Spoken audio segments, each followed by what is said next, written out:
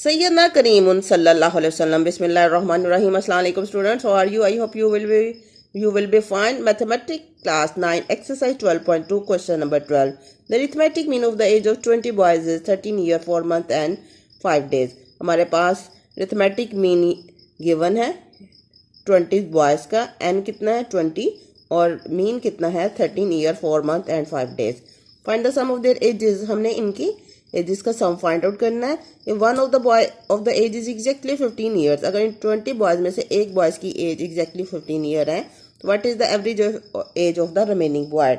तो जो remaining boys हैं उनकी एवरेज एज क्या होगी वो हम फाइंड आउट करेंगे. ओके स्टूडेंट्स, तो एन कितना था हमारे पास 20 स्टूडेंट्स थे. मीन कितना था 13 ईयर्स 4 मंथ और 5 डेज.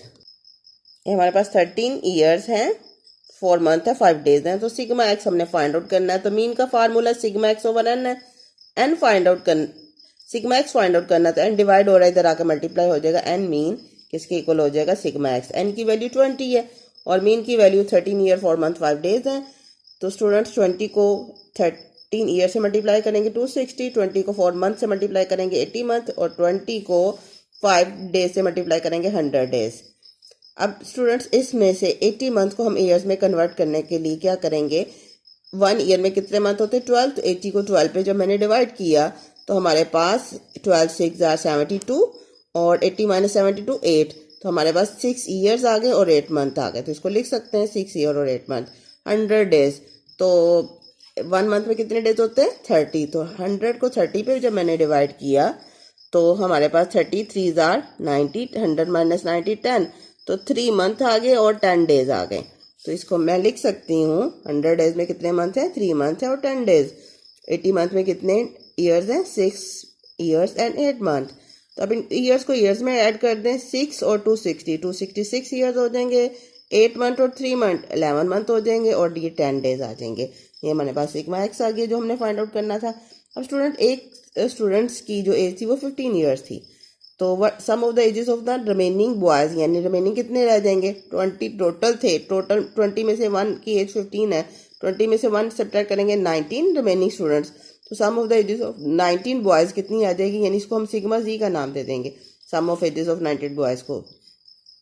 तो इसमें जो ये टर्म आई थी इसमें से हम 15 ईयर्स सब्ट्रैक्ट कर देंगे. ये देखें मैंने इस टर्म में से ये 15 मैंने ईयर्स सब्ट्रैक्ट कर दिए. तो ईयर में से सब्ट्रैक्ट होंगे 266 में से जब 15 को सब्ट्रैक्ट करेंगे 251 ईयर्स हो जाएंगे, 11 मंथ आ जाएगा और 10 डेज आ जाएगा.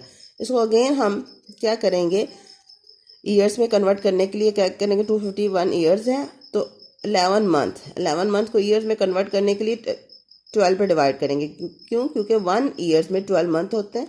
तो जब इसको 12 पे डिवाइड करेंगे तो ये क्या हो जाएगा 0.9167 ईयर्स.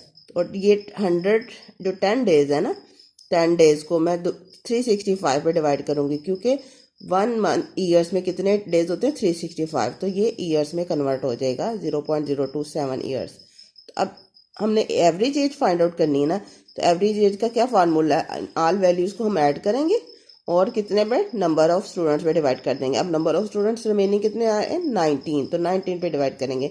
इन ऑल वैल्यूज को मैंने ऐड किया और 19 पे डिवाइड कर दिया तो ये हमारे पास 13.2602 ईयर्स आ गया.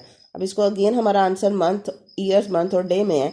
तो अब ये जो होल नंबर होता है वो तो ईयर्स आ गया. जो पॉइंट वाला जो टर्म है इसको आप 12 से मल्टीप्लाई करेंगे तो मंथ आपके सेपरेट हो जाएंगे. तो मैंने इसको जब 12 से मल्टीप्लाई किया तो 3.1224